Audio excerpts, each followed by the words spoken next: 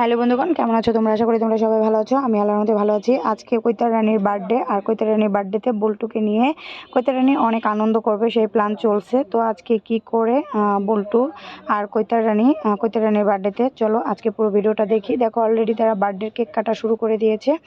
তো দুজনে খুব মজা করতেছে। বল্টুর মা আর কৈতারের মা হিসেবে ওদের মজা দেখে আমার খুব ভালো লাগতেছে। তো যেহেতু কেক কাটতেছে, একটু হ্যাপি বার্থডে বলি। Happy birthday to you, happy birthday to you.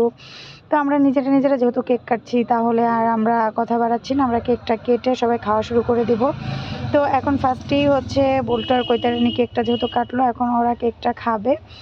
আর তোমাদের সাথে যতটুকু শেয়ার করা, শুধু ওদের বল্টু আর কৈতারিনীটা সেটাই শেয়ার করবা। দেখো কত আদর, বোন ভাইকে চুমা দিচ্ছে, ভাই বোনকে চুমা দিচ্ছে। যাক, ভালোই, ভালোবাসা সারা জীবন অটুট থাকুক, এটাই হচ্ছে চাচ্ছি। দেখো এবার আবার কেক খাইয়ে দিচ্ছে। আস্তে আস্তে বল্টু দেখো বড় হয়ে উঠতেছে, দায়িত্ববান হয়ে উঠতেছে।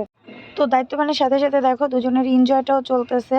আর দেখো কেমন আনন্দ করতেছে দুইজন, দেখে মনটা ভরে যাচ্ছে।